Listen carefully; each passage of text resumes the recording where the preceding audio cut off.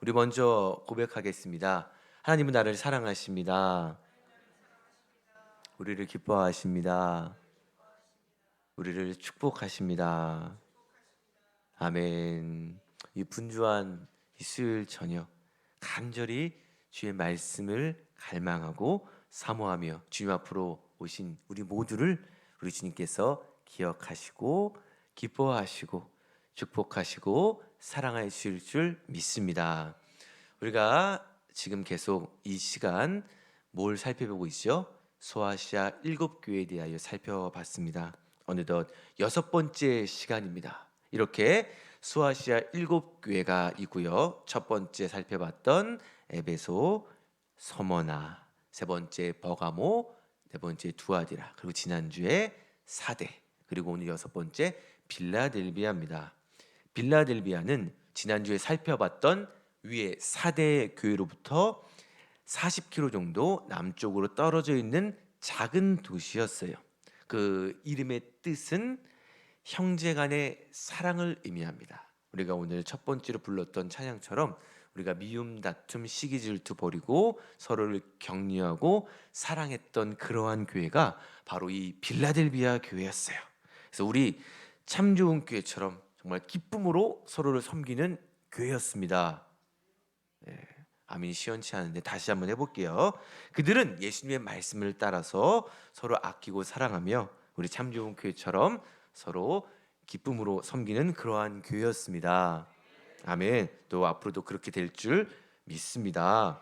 그래서 많은 분들이 이 빌라델비아 교회를요 굉장히 이상적인 교회로 꼽기도 하고요.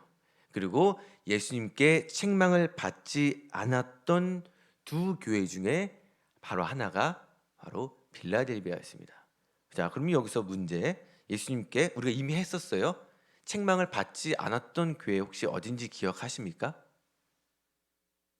예, 다들 겸손하셔서 아시지만 속으로만 대답하고 계세요. 바로 두 번째 살펴봤던 서머나 교회였죠. 그래서 서머나와 빌라델비아 교회는 이제 다른 교회는 이제 책망들이 다 있어요. 그리고 칭찬 없는 교회도 있어요. 하지만 이 서머나와 오늘 살펴볼 빌라델비아는 책망 없이 칭찬만 받은 두 교회였습니다. 자, 오늘 그러면 빌라델비아 교회가 어떠한 모습을 보였기에 예수님께서 이렇게 책망 아닌 칭찬만 하셨는지 우리 잠시 후에 또 살펴보도록 하겠습니다. 자, 이제 또 불을 꺼주시면 감사하겠습니다. 자, 오늘은 이제 제가 지난주에도 예고를 해드렸듯이 성지순례 여정 중에 제가 이제 마지막 날에 이제 이스탄불에 가게 됩니다. 사실 이제 첫 번째 날에도 이스탄불에 도착은 했어요. 잠시 거기서 비행기를 갈아타고 그리스로 가서 잠깐 공항에서 땅만 밟고 그리스로 갔던 것이고, 이제 마지막 날에 다시 이제 이스탄불에 돌아와서 이스탄불에서 인천으로 가는 그런 비행기를 타게 됩니다. 자, 여기 보시면요, 가운데 노란 색깔로 세 개로 쳐져 있고 이렇게 스팟으로 된 곳이 이스탄불이에요. 자, 여러분, 터키의 수도가 어디죠? 그렇죠. 이스탄불이라고 하면 속으신 거예요. 터키의 수도는요, 앙카라입니다. 많은 분들이 이스탄불로 알고 계시지만 실질적으로 튀르키의 수도는요, 앙카라고요. 튀르키의 가장 큰 도시가 바로 이스탄불이에요. 그래서 많은 사람들이 이제 튀르키의 수도가 이스탄불이다 이렇게 아시지만 사실은 아니에요. 하지만 수도 앙카라보다 거대하고 많은 인구가 거주하는 최대 도시가 이스탄불입니다. 그래서 이스탄불은 제가 여기에 표시해 드린 것처럼 아시아와 유럽의 딱 사이에 있어요. 그래서 이스탄불을 두고 이쪽에는 유럽, 이쪽에는 아시아 이렇게 나눠져 있습니다. 터키 안에서도 아시아 대륙과 유럽 대륙이 공존하고 있는 거예요. 그래서 대부분의 땅은 아시아에 포함되어 있고요. 그리고 이스탄불 쪽만 유럽에 딱 이렇게 되어 있습니다. 그래서 어디로 딱 나누게 되냐면요. 자, 여기가 이제 구글 지도로 가져온 건데 이스탄불 그 사이에 파란 색깔로 이렇게 제가 한번 표시를 해볼게요. 이 빨간 색깔로 되어 있는 게 바다예요. 바다. 여기가 해협인데요. 그 이름이 보스포루스.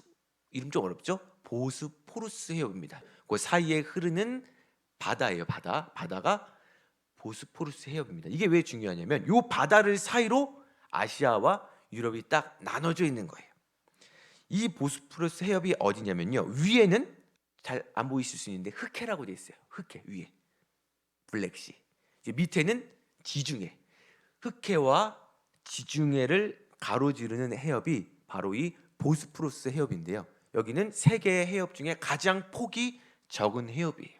제가 그래서 여기 유럽과 아시아 경계선에 있는 저 바다를 가봤어요. 배를 타고 가봤습니다. 자, 여기가 보스포루스 해협이 있는 그 땅이에요. 여기서 이제 배를 기다리게 되죠. 그래서 이제 배가 도착을 합니다. 이 배를 타고 제가 이제 아시아에서 유럽으로 배를 타고 건너가게 됐습니다. 자, 여기가 어디냐면요, 동서양을 잇는, 그러니까 아시아와 유럽을 잇는 다리예요. 그래서 배를 타고도 가지만 이제는 다리가 연결돼 있어서 이 다리로 아시아와 유럽을 건너갈 수 있는 거예요. 거기서 제가 이제 배를 타고 이 다리를 찍은 모양이에요. 굉장히 의미가 있는 다리죠. 이쪽은 아시아고 이쪽은 유럽. 이게 다 이스탄불 안에 있습니다. 자, 여기 보시면 이제 굉장히 심심치 않게 그 모스크를 이렇게 발견할 수 있습니다. 이 모스크에 대해서도 제가 뒤편에서 다시 한번 다뤄보도록 하겠습니다. 자, 제가 이제 배 위에서 폼을 잡고 찍었어요. 화보 같죠? 누가 찍어줬습니다. 자, 요거는요, 제가 사연이 있는데 거기 안에 이제 유람선 안에 그 어떤 청년 알바생이 있더라고요. 한 10대 같았어요. 근데 유럽 애들은 이렇게 다 키가 큰지 얼굴은 10대인데 키는 한 185, 190이 되어 보이는 어떤 청년이 이제 막 사람들한테 사진을 막 찍어주는 거예요. 그래서 사실 누가 봐도 공짜는 아니잖아요. 근데 이제 사람들한테 이렇게 막 이야기를 해줍니다. 샘플을 가지고 이렇게 딱 두 장에서 얼마를 해주겠다. 그래서 이렇게 막 보여주는데 사람들이 처음에 예를 들어서 정확히 기억은 안 나요. 10달러 예를 들어서 한 10,000원 하겠죠. 10달러보다 더 했던 것 같은데 처음에 한 20달러 불렀다가 사람들이 계속 깎는 거예요. 15달러. 그래서 10달러 자꾸 깎는 거예요. 그래서 그 청년도 처음에는 15달러에 해주려고 했다가 사실 빈정이 상한 거예요. 계속 깎으니까 사실 좀 너무하잖아요. 그래서 다 사진을 찍어놓고 안 사니까 그 청년이 딱 봐도 삐진 게 보인 거예요. 사실 우리가 딱 봐도 이제 교회에서 온 건 줄 알거든요. 딱 봐도 예수님 믿는 거 아는데 좀 너무하다는 생각이 드는 거예요. 그래서 저는 원래 사실 저 혼자 이렇게 찍어도 됐었거든요. 이렇게 다 이미 준비를 하고 가서 서로 이렇게 찍다가 마음이 좀 불편해서 청년한테 가서 제가 먼저 했어요. 짧은 영어로 picture me 내가 그걸 사겠다. 이렇게 해서 제가 안 깎고 그냥 이렇게 사진을 찍어서 그 청년한테 주고 서로 뭐 기분 좋았던 그러한 일이었습니다. 그래서 제가 또 이렇게 찍고 나니까 생각보다 또 잘 나온 거예요. 제가 그래서 사람들한테 보여주니까 또 많은 사람들이 저 때문에 그 다음부터 또 깎더라고요. 또 저만 괜히 제값 주고 찍었는데 그렇게 해서 찍은 거를 지금 제 거실에 자랑스럽게 놔뒀는데 와이프가 흉물스럽다고 방 안으로 들여놨어요. 우리 집 미강과는 어울리지 않는다고 한 3일 정도 있다가 지금 어디 갔는지 모르겠어요. 오늘 가서 다시 한번 보니까 방에도 없어졌더라고요. 어딘가 있겠지만 아무튼 이렇게 그 배 위에서 선상에서 찍은 사진을 한번 가지고 와봤어요. 자, 여기가 어디냐면요, 저 뒤편에 보이는 것이 바로 그 유명한 성 소피아 성당이라는 거예요. 일단 이스탄불은요, 역사적으로 굉장히 깊은 도시입니다. 일단 오스만 제국에게 함락당하기 전까지 동로마의 수도가 바로 이스탄불이었어요. 그 당시는 콘스탄티노플이라고도 하죠. 바로 그것이 이스탄불 이 땅이었어요. 자, 395년에 로마가 동서로 분열을 하게 돼요. 그래서 콘스탄티노플 이스탄불 땅에 동로마 제국의 수도가 세워지게 되고요. 이곳이 당시 어떤 곳이었냐면 세계부, 그러니까 돈이 3분의 2가 여기에 몰릴 만큼 굉장히 번영한 곳이 바로 그 당시 콘스탄티노플 동로마 제국의 수도였습니다. 그래서 제가 굳이 왜 이 귀한 설교 시간에 그러한 이야기를 하느냐, 바로 여기가 이제 동로마 제국 융성과 함께 콘스탄티노플의 인구 30에서 40만 명을 헤아리는 기독교 인구가 바로 여기에 있었고요. 기독교 세계 최대 도시로 번영을 누렸던 곳이 바로 여기입니다. 그 우리가 뭐 영화도 있지만 이 콘스탄티노플이라고 그 정도는 우리가 아마 더 들어는 보셨을 거예요. 여기가 그 당시 정말 기독교 도시의 최고봉이었다. 최고로 번영했던 곳이 바로 이 땅이었습니다. 콘스탄티노플은 굉장히 견고한 성벽으로도 유명했어요.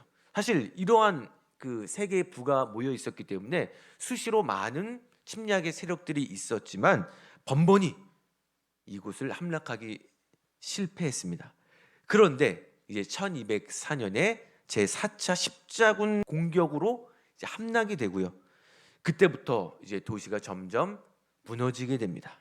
결국 1453년에 오스만 제국이 이곳을 함락시키게 되고요. 그 이후로부터는 이제 이슬람이 이 땅 가운데 창궐하게 됩니다. 그래서 이제 튀르키예는 어디 국가냐면 이슬람 국가예요. 사실 우리가 소아시아 7교회가 어디 있죠? 튀르키예에 있어요. 사도 바울의 여정지 튀르키예요. 그럼 지금은 이슬람 국가예요.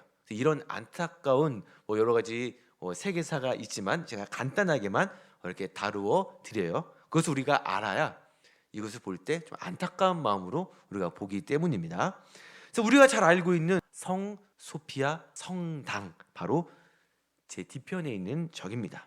지금은 너무나도 안타깝게 이슬람 모스크로 개조가 되었는데요. 사실 이곳은요 엄청난 교회사로서의 의미가 있는 곳이에요. 바로 정교회의 본부와도 같은 곳이 여기였습니다. 그래서 이제 주후 532년에 착공을 시작해서 37년에 완공을 한 성 소피아 성당. 이름 자체가 어떤 이름이냐면요. 그리스어로 이것을 하기야 소피아라고 하는데요. 이것은 예수 그리스도를 지칭하는 성스러운 지혜라는 뜻이 바로 이 교회 이름이에요. 원래는 교회였어요, 여러분. 교회. 근데 지금은 저렇게 모스크가 되어 버린 거예요. 그 당시 세계적으로 지어질 때 그 어떤 건축물보다도 뛰어난 건물이었고요. 실내 공간으로 굉장히 큰 도명으로 되어 있는데요. 아주 그 당시 그 당시 어떤 기술로도 지을 수 없었던 그러한 곳이었습니다. 그래서 제가 원래 이곳을 성지순례 여정 중에 그 안으로 들어가는 게 포함이 돼 있었는데요. 제가 가기 전 이틀 전에 이제 모스크 정책이 바뀌었습니다. 원래는 공짜로 들어갈 수 있었고 사진을 촬영할 수 있었고 자유롭게 왔다 갔다 할 수 있었는데 갑자기 돈을 받는다고 하고 사진을 찍지 못한다고 하고 2층에만 이제 들어갈 수 있다고 해서 거기 안에서도 가냐 마냐 찬반이 갈렸어요. 저도 사실 굉장히 가고 싶었거든요. 그래서 가고 싶다고 손을 들었는데 안 가고 싶은 사람들이 더 많이 손을 들어서 못 가게 되었어요. 그래서 왜 못 가게 되었냐? 우리가 드리는 그 입장료가 그 이슬람의 이제 헌금으로 쓰인다고 해요. 그래서 좀 우리는 그것에 동참할 수 없다. 그래서 또 반대파들은 아니다. 이것은 관광지로서 가야 된다. 했지만 결국 못 가서 이것은 그냥 인터넷에서 아쉽게 가지고 온 거예요. 이게 뭐냐면 그 성 소피아 안에 있는 벽화예요. 벽화. 모자이크로 되어 있습니다. 중앙에는 이제 마리아가 아기 예수님을 안고 있는 그러한 모습이고요. 또 저 잘 보시면 양쪽에 그 사람이 있어요. 로마의 두 황제입니다. 그래서 한쪽은 그 콘스탄티노플 성 모양을 이렇게 가지고 있는 모습이 있고요. 또 다른 한쪽은 그 성 소피아 성당의 모양을 한 것을 이렇게 내밀고 있는 그러한 모습이 있죠. 그래서 우측에는 콘스탄티노플을 가지고 있는 저 사진은요. 이제 밀라노 칙령, 그러니까 로마가 기독교를 종교로서 인정해주는 공인해줬던 밀라노 칙령을 발표한 콘스탄티 황제가 그것을 들고 봉헌하는 사진이고요. 또 저 한쪽 성소피아 성당을 가지고 이렇게 봉헌하는 것은 역시 로마 제국의 황제, 이름 좀 어려워요. 잘 보세요. 유스티니아우스가 이제 대성당을 봉헌하는 그러한 모습입니다. 그래서 여기가 이제 성소피아 성당 안을 제가 직접 가보지는 못했지만 가지고 온 거예요. 여기 보시면 기둥이 하나도 없죠. 저기가 굉장히 큰 곳인데 안에 기둥이 하나도 없어요.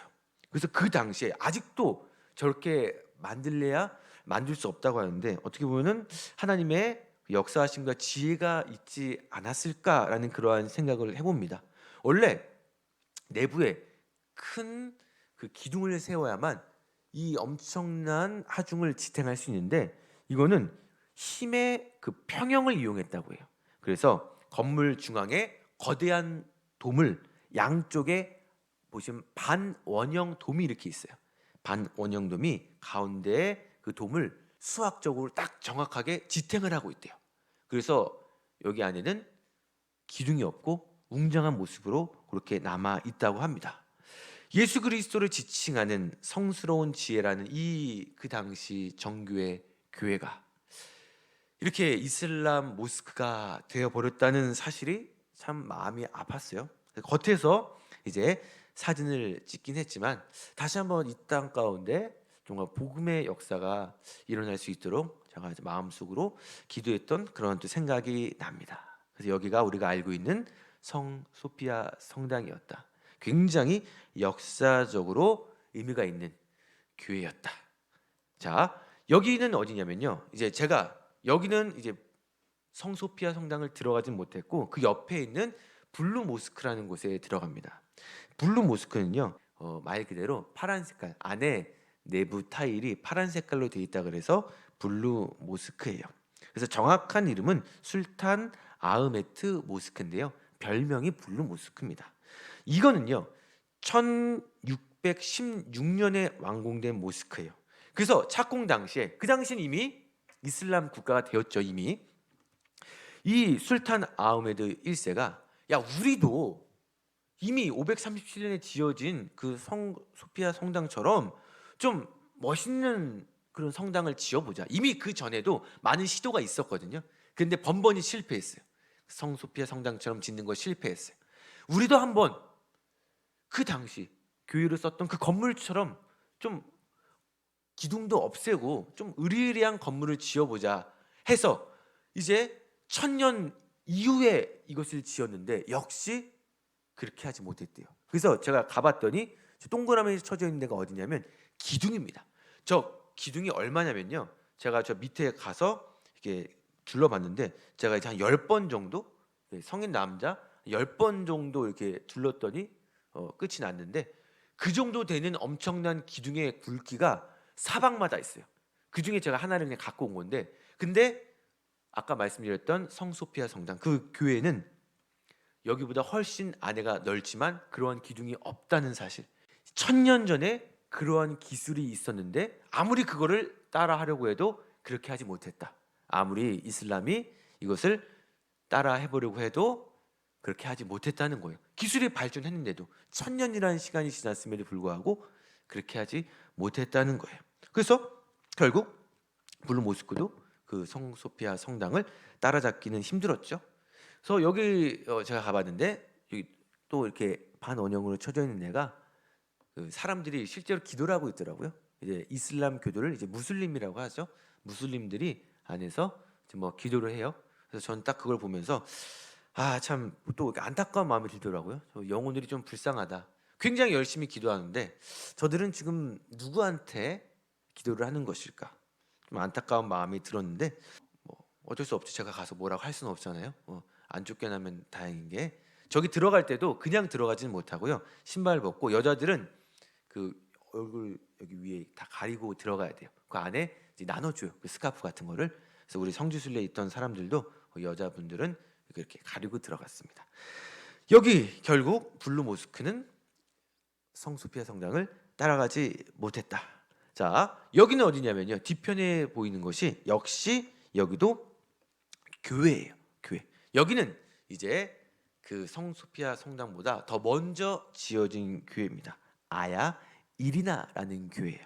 여기도 굉장히 의미가 있는 교회입니다. 바로 동방정교회 최초의 교회였어요. 아까 제가 말씀드렸던 성소피아 성당은 그 이후에 가장 찬란했던 곳, 동방정교회의 본부 같은 곳이었다면 여기는 동방정교회 최초의 교회가 바로 아야 이리나라는 교회입니다. 여기는요 아흐메드의 정복에도 불구하고 여전히 모스크로 변하지 않은 채 그 당시의 모습을 하고 남아 있어요. 여기 보시면 그 내부예요. 내부. 저기 십자가 보이시죠? 여기는요 아직도 교회의 모습으로 보존되어 있습니다. 지금은 박물관으로 되어 있는데요. 박물관이라고 해서 안에 어떤 뭐 전시 물품이 아니라 이 교회 자체가 그냥 박물관이에요. 안에 내부에는 아무것도 없고 그냥 이 교회의 모습만 담겨져 있다. 여기가 동방제교회 최초의 교회이자 제1차 콘스탄티노플 공의회가 열렸던 곳이 바로 여기입니다. 그래서 기독교의 두 번째 공의회이자 제1차 콘스탄티노플 공의회가 열렸던 곳이 바로 이곳 아야 이리나 교회입니다. 그래서 제가 이스탄불을 이렇게 다니면서 참 안타까운 마음, 제가 아까도 말씀드렸지만 이 과거 1000년 이상 기독교 문화의 찬란한 꽃을 피웠던 이곳이 지금은 다 모스크로 변해져 있었고, 그리고 너무나도 안타깝게도 지금 이제 기독교 문화들은 다 거의 사라져 있어요. 뭐 가보면은 그냥 돌 무대기만 몇 개 있고 제대로 보존되지는 않은 채 그렇게 방치되어 있는 그런 모습을 보고 이 트리키의 땅 가운데도 다시 한번 복음의 물결이 불었으면 좋겠다. 또 반면에 우리 대한민국도 정말 주님께서 이 촛대를 옮기시지 않도록 우리가 복음 전파에 힘써야겠다는 그러한 또 두 가지의 마음이 들었던 곳이 이 이스탄불이었습니다. 우리가 생각날 때마다 뭐 사실 기도할 거 많지만 우리 이 튀르키의 복음화를 위해서도 우리가 기도하는 모두가 되시기를 소망합니다. 굉장히 재밌지 않으십니까? 여러분들도 여행 굉장히 좋아하시잖아요. 근데 기회가 되신다면 진짜 꼭 한번 죽기 전에 이제 성지순례를 꼭 한번 가보시기를 추천해요. 제가 사람들이 가봤던 사람들이 꼭 한번 가봐라 했을 때 아니 뭐 인터넷으로도 볼 수 있고 사실 요즘 유튜브로도 사실 굉장히 잘 나와 있거든요. 유튜브만 봐도 성지순례 다 할 수 있는데 그래도 가봐야 된다 계속 이제 얘기해서 뭐 누구는 뭐 안 가보고 싶나 뭐 여건이 안 돼서 그렇지 그랬지만 제가 이제 직접 가보지 않았습니까? 확실히 달라요, 여러분. 제가 뭐 돈을 대드릴 수는 없습니다만 기도는 한번 해드릴게요. 여러분들도 꼭 성지순례 가시기를 소망합니다. 저도 이번에 가지 못했던 이스라엘 성지순례를 위해서도 사실 지금부터 조금씩 기도해요. 뭐 길게는 아니더라도 주님 이스라엘 땅 가운데 전쟁 없이 제가 꼭 한번 가보고 싶습니다. 이렇게 기도를 하는데요. 정말 적지 않은 시간 내에 우리 모두가 가게 될 줄 믿습니다. 이렇게 해서 오늘 이스탄불 특집을 마쳤어요. 그래서 이스탄불에 많은 기독교의 문화들이 있었고 세계사적으로도 그리고 기독교의 역사적으로도 아주 중요한 이스탄불이었습니다. 동서양의 가운데 딱 중앙에 있는 그곳, 여러분들도 꼭 가보게 되시기를 바랍니다. 자, 오늘은 아직 불 끄지 마시고 자, 소아시아 7교회 6번째 빌라델비아 교회입니다. 바로 여기가 빌라델비아 교회가 있는 곳이에요. 역시 해가 어둑어둑해졌죠. 이미 너무나도 시간이 지체돼 가지고 이미 도착을 했더니 껌껌하더라고요. 그래서 이제 겉에서만 사진을 찍고 그래서 아쉬워서 이제 인터넷으로 찾아봤죠. 그래서 원래 밝을 때는 이런 모습이라고 해요. 제 가운데 보이면은 세인트 진 철치라고 되어 있는데요. 지금은 이제 사도 요한 교회라고도 이렇게 불려집니다. 여기는 이제 주후 17년과 23년에 여기에 큰 엄청난 지진이 일어나게 돼요. 그래서 이 도시가 엄청나게 파괴됩니다. 빌라델비아가 있는 그 도시가. 그래서 이 도시에는 아무런 고대 유적이 남아있질 않는다고 해요. 그리고 이미 지금은 또 그 도시가 형성이 돼 있더라고요. 여기만 딱 그렇게 교회 유적으로 남아있고 주변에는 다 그냥 상점이 있고 그냥 도시예요. 그래서 더 이상 여기를 어떻게 발굴하기도 어렵고 그리고 많이 이미 파괴되어서 지금은 그냥 이렇게 그냥 기념하는 교회만 이렇게 돌만 이렇게 몇 개가 남아 있는 것을 제가 이제 겉에서 이렇게 찍은 모습이에요. 그래서 이 교회가 이제 비잔틴 시대에 사도 요한에게 바쳐짐으로 지금은 사도 요한 교회라고도 이렇게 불리고 있습니다. 자, 이제 불을 켜주시기를 바라겠습니다. 자, 이제 빌라델비아 본격적으로 오늘 6번째 교회 빌라델비아 교회를 우리가 함께 들어가고자 합니다. 아까도 말씀드렸듯이 빌라델비아는요 형제들 간의 사랑을 의미합니다. 이웃 간의 사랑을 의미하고요. 빌라델비아 교회는 굉장히 서로를 돌보고 섬기는 그러한 아름다운 교회였습니다. 우리가 자녀를 키울 때 이런 자녀들이 있어요. 미리 말을 안 해도 굉장히 잘하는 그러한 자녀들이 있죠. 또 반면에 아무리 이야기를 해도 또 말을 안 듣는 그런 자녀들이 있어요. 여기 또 이렇게 바로 삿대질을 하시는데 그러면 안 돼요. 축복을 해줘야 돼요. 자, 우리가 정말 자녀들 말 참 잘 듣는 그러한 자녀들이 바로 주님께서 빌라델비아 교회를 보시면서 그러한 마음으로 이렇게 말씀을 하신 거예요. 그래서 오늘 우리 먼저 7절을 읽도록 하겠습니다. 7절입니다. 시작. 필라델피아 교회의 사자에게 전하라. 거룩하고 진실하사 다윗의 열쇠를 가지시니 곧 열면 닫을 사람이 없고 닫으면 열 사람이 없는 그가 이르시되. 예수 그리스도께서 이 교회는요, 그 전에 교회는 막 무서운 심판의 모습으로 나타나셨잖아요. 좌우에 날선 검을 가지고 7 영과 뭐 그런 모습으로 나타나셨는데, 여기는요 거룩하고 진실한 다윗의 열쇠를 가지신 이로 나타나셨대요. 이 비유는요 사실 이사야 22장의 내용을 토대로 말씀하고 계십니다. 그 당시 히스기야 왕 때였습니다. 그 히스기야 왕에게는요 엘리야김이라는 충신이 있었어요.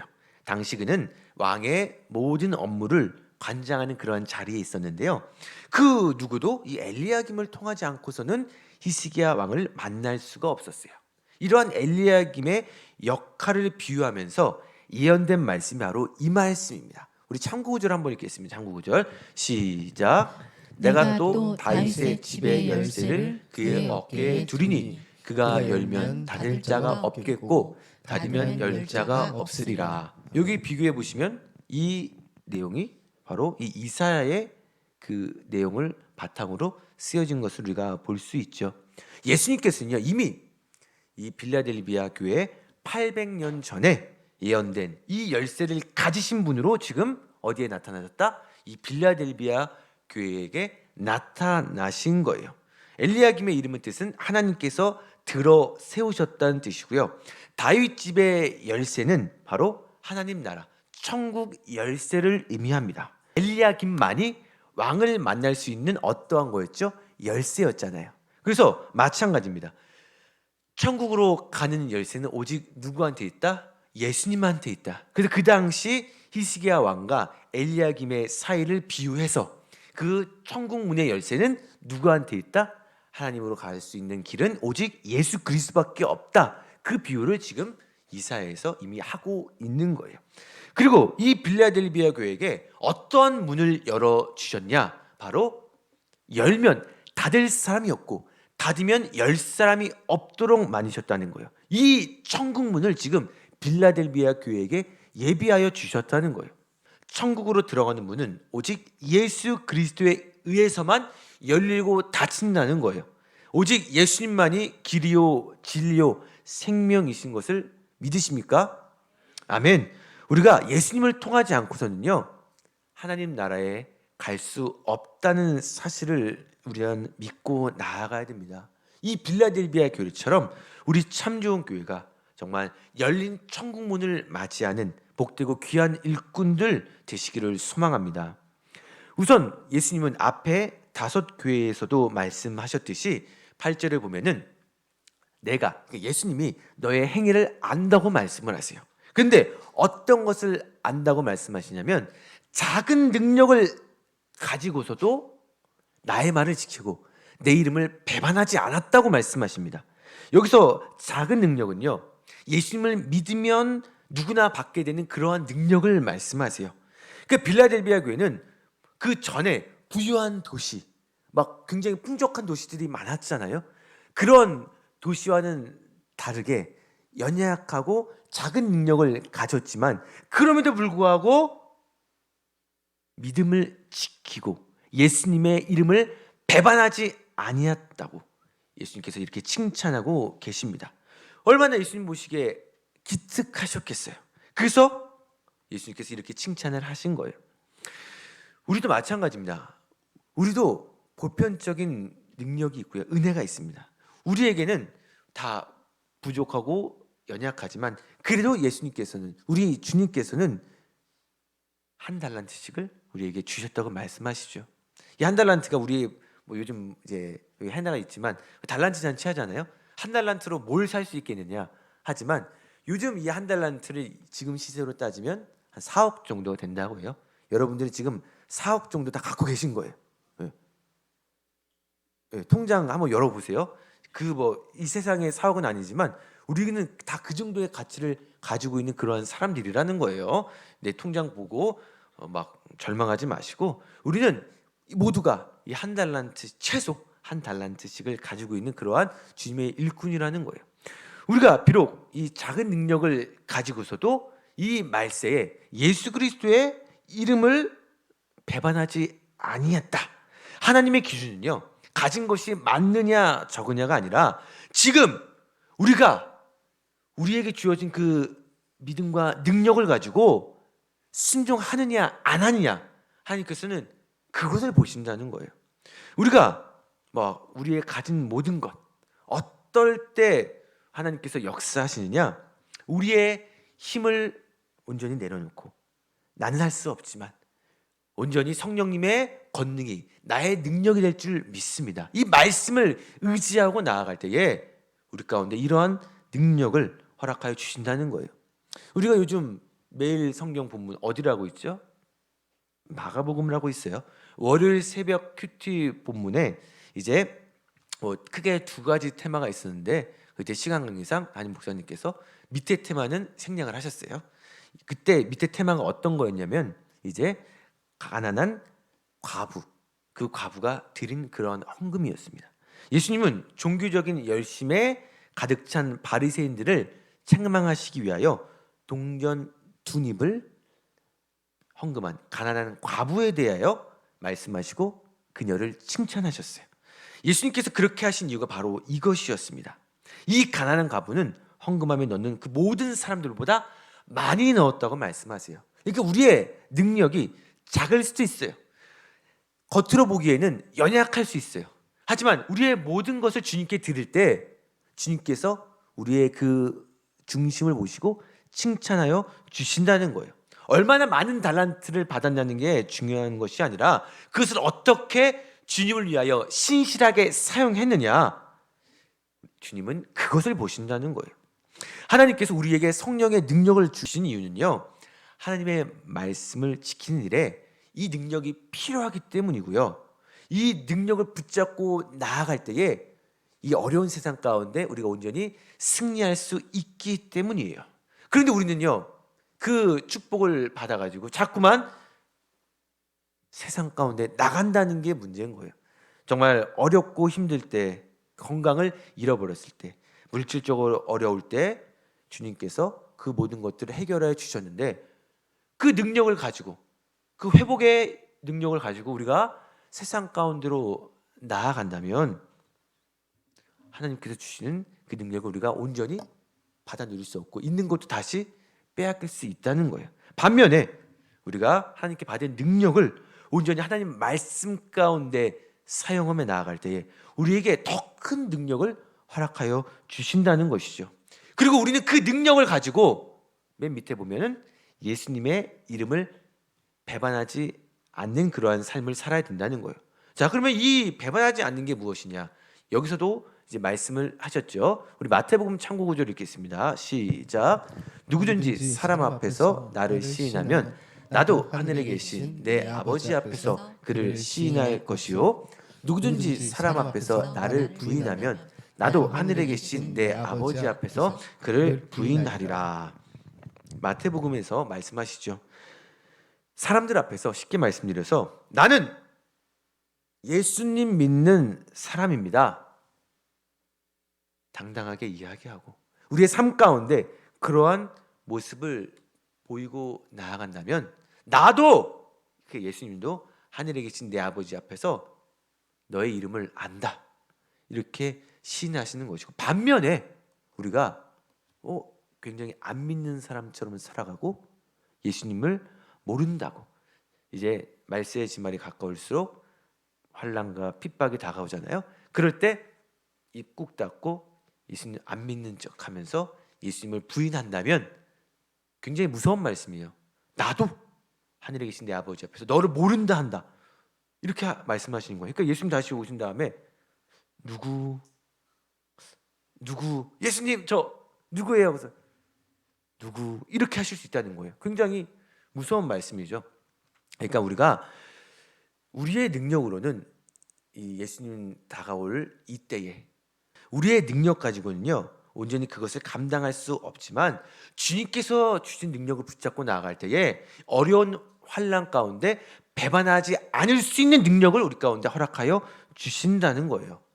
우리가 온전히 이 능력을 붙잡고 예수 그리스도의 이름을 배반하지 않고 주님을 믿고 시인하며 나갈 때 예수님께서도 우리를 어떻게 하나님 앞에서 우리를 시인하며 천국 문을 열어주시는 기쁨을 맛보는 우리 모두가 되시기를 소망합니다. 우리 또 9절 말씀을 읽겠습니다. 9절입니다. 시작. 보라 사탄의 회당 곧 자칭 유대인이라 하나 그렇지 아니하고 거짓말하는 자들 중에서 몇을 내게 주어 그들로 와서 내 발 앞에 절하게 하고 내가 너를 사랑하는 줄을 알게 하리라.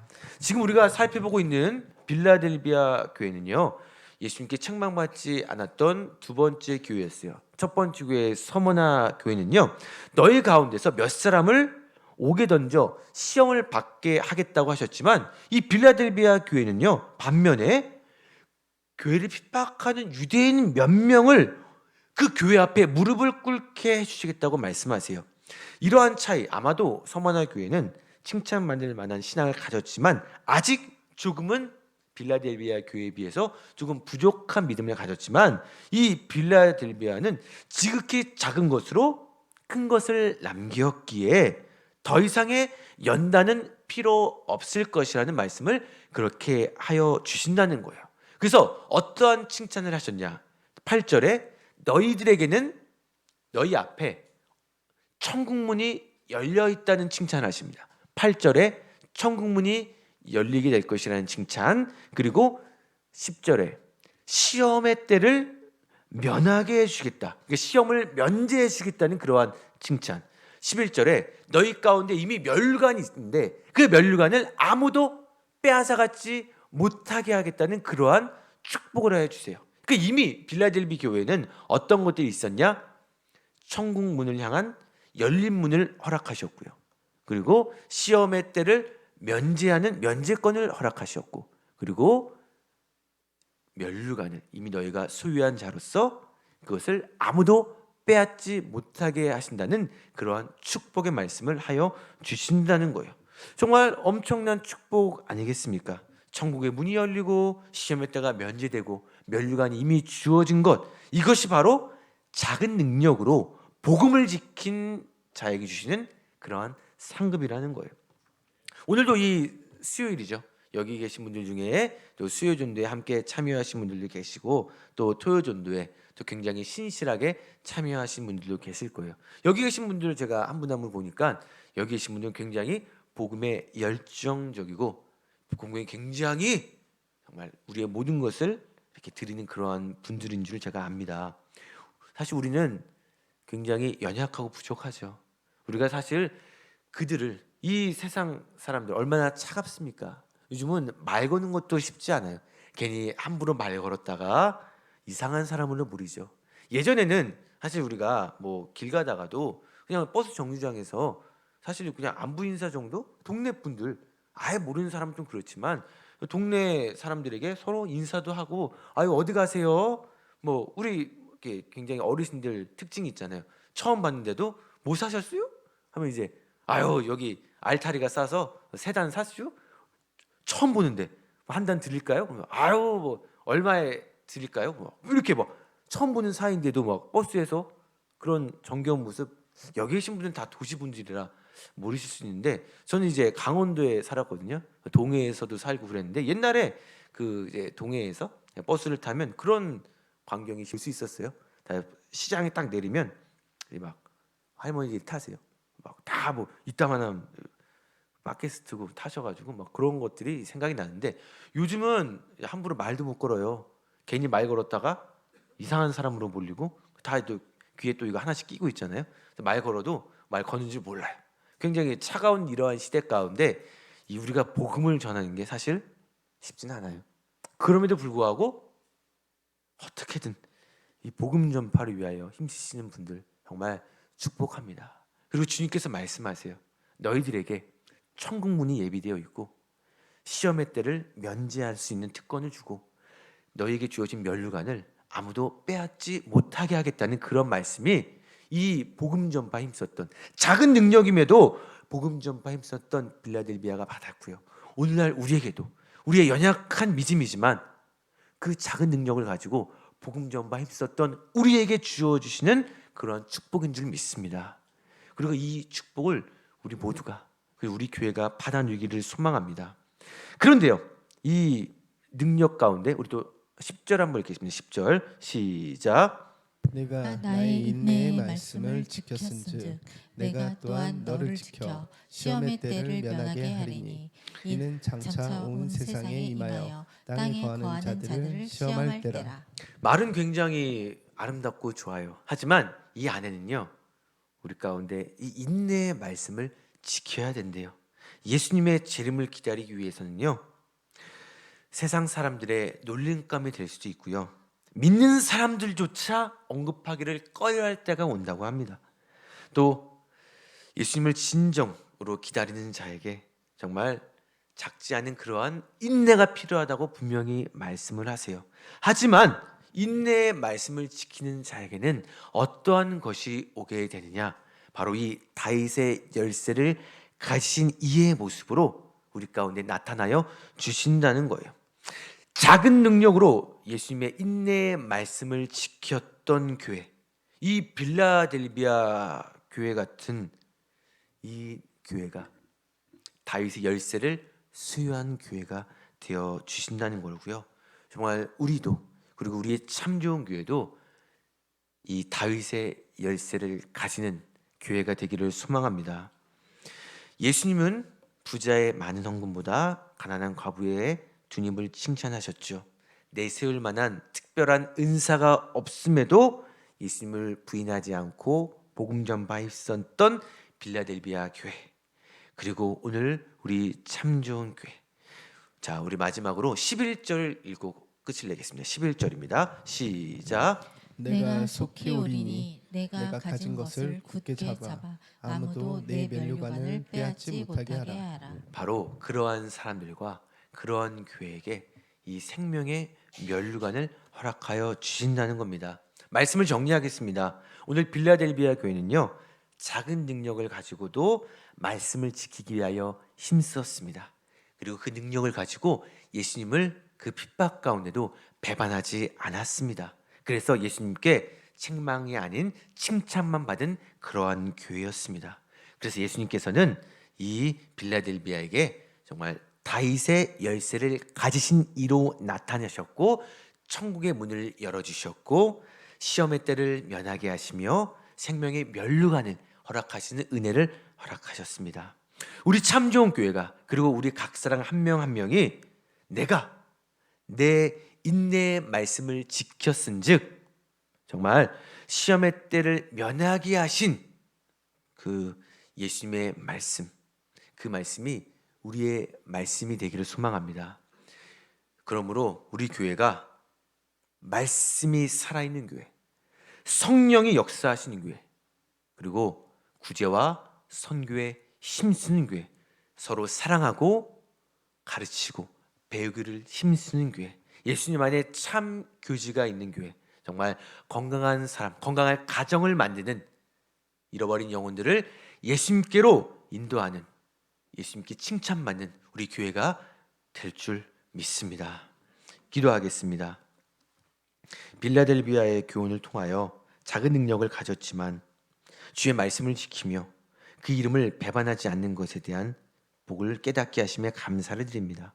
택함을 받은 하나님의 백성인 유대인들이 사탄의 회당이 된 것은 정말 하나님께서 주신 은혜와 능력을 주님의 말씀을 지키는 일에 사용하지 않고 자신의 명예와 재물과 탐욕에 사용했기 때문임을 우리가 다시 한번 깨닫게 하여 주시옵소서. 정말 주님의 몸된 교회, 예수 그리스도의 피로 산 그 주의 교회들이, 그리고 우리 참 좋은 교회가 그 무엇보다도 하나님의 말씀을 지키는 일과 주의 사랑을 이 땅에 전하며 그들을 섬기는 일에 앞장서게 하여 주시옵소서. 그로 말미암아 이기는 자가 되어서 하나님 성전의 기둥이 되게 하시고 우리 모두가 하나님의 생명책에 기록되는 자들 다 되게 하여 주시옵소서. 우리 참좋은교회가 말씀이 살아있는 교회, 성령이 역사하며 구제와 선교에 힘쓰는 교회, 서로 사랑하고 가르치고 배우고 힘쓰는 교회, 그리고 예수님께서 칭찬하시며 시험의 때를 면하게 하시며 생명의 면류관을 수여하는 우리 참좋은교회 되게 하실 줄 믿사오며 예수 그리스도의 이름으로 기도드립니다. 아멘.